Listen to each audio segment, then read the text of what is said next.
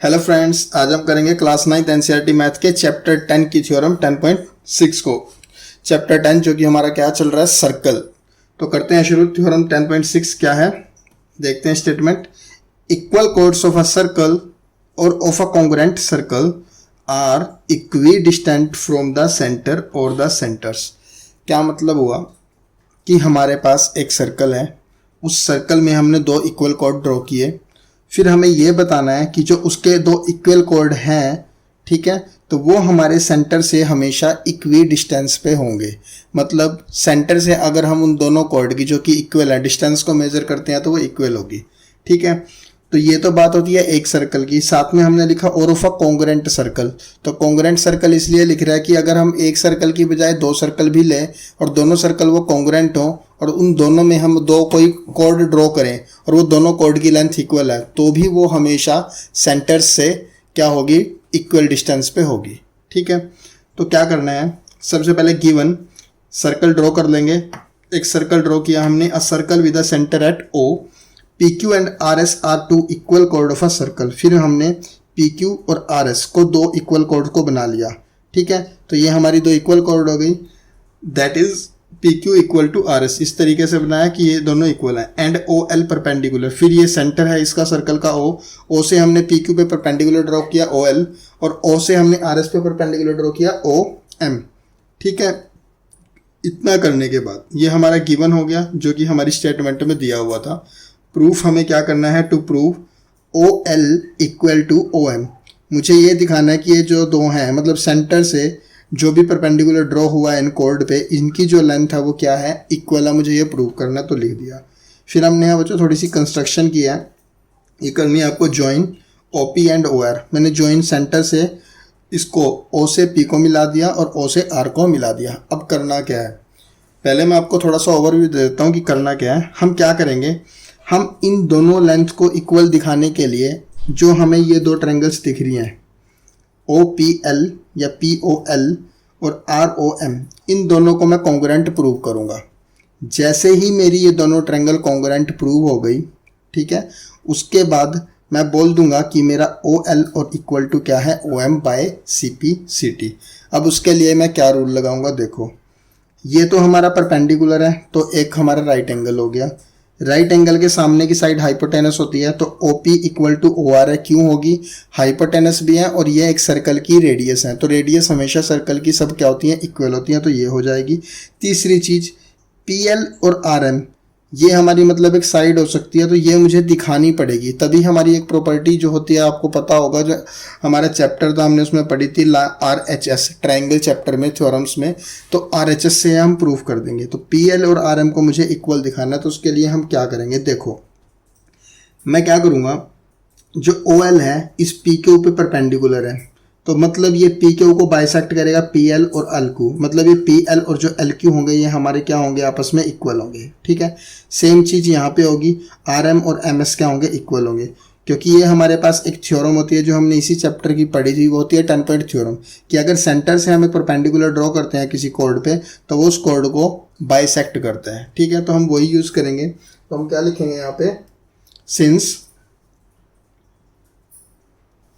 OL perpendicular to PQ, क्योंकि यहाँ पे OL परपेंडिकुलर है PQ के, ठीक है, तो देयरफॉर क्या होगा, PL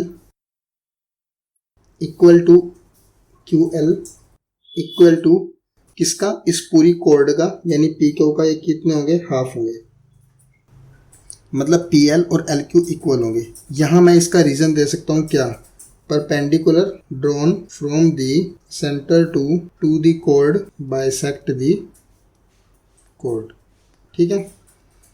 और ये हमने इस थ्योरम की वीडियो भी बनाई हुई है, आप देख सकते हैं। ये थ्योरम थी हमारी 10.3 कि अगर एक सेंटर से हम परपेंडिकुलर ड्रॉ करते हैं तो वो उस कोड को दो इक्वल पार्ट्स में डिवाइड करता है, मतलब बाइसेक्ट करता है। तो इसीलिए हमने लिखा, क्योंकि OL परपेंडिकुलर है PQ के, और ये मुझे गिवन था OL परपेंडिकुलर टू, ये मैं लिख सकता हूँ गिवन है ये, तो इसीलिए मैंने लिख दिया PL और LQ क्या होंगे, वो हाफ होगा PQ का।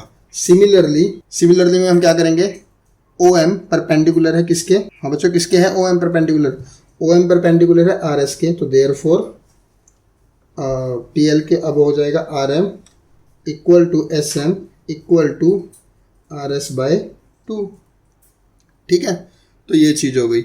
सेम रीजन आपका perpendicular drawn from the centre to the chord bisect the chord आप यहाँ लिख सकते हैं। ठीक है, अब अगर ये चीज़ हो गई, आर एम आ गया आर एस बाय 2 के, पी एल आ गया पी क्यू बाय 2 के। अब आपको पता होगा कि हमारी पी क्यू और आर एस ये इक्वल कॉर्ड हमें दी हुई है, P Q equal to R S. तो मैं यहाँ आगे क्या करूँगा, नाउ गिवन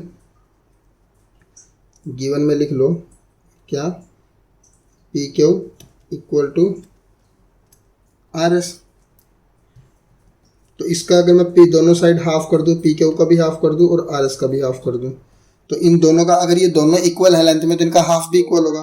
तो हमने वही किया, पी क्यू का हाफ होगा पी एल और आर एस का मैं हाफ लिख दूंगा आर एम। ठीक है, और ये इसको मैं कर सकता हूँ, इसको मैं इक्वेशन नंबर फर्स्ट दे सकता हूँ यहाँ पे, और इसको मैं इक्वेशन नंबर 2 कर सकता हूँ।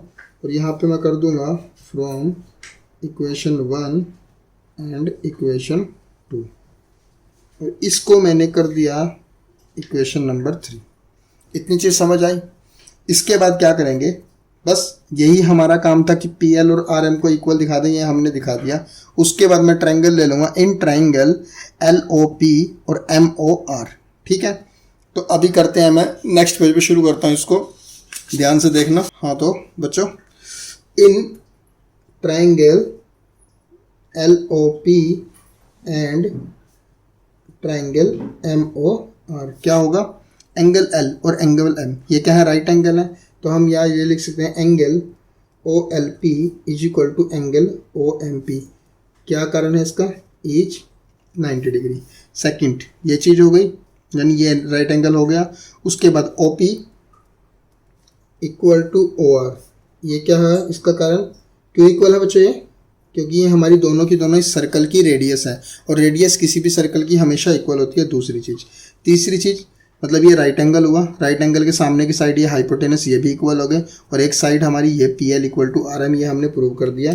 तो मैं लिख सकता हूँ P L equal to R M, ये हमने क्या कर दिया, प्रूव्ड, या इसको मैं लिख सकता हूँ फ्रॉम इक्वेशन नंबर 3। तो अगर ये हमारी 3 चीज़ें हो गई, राइट एंगल हो गया, हाइपोटेनस हो गया, साइड हो गया, तो मैं बोल सकता हूँ therefore triangle L O P congruent to triangle M O R by R H S rule.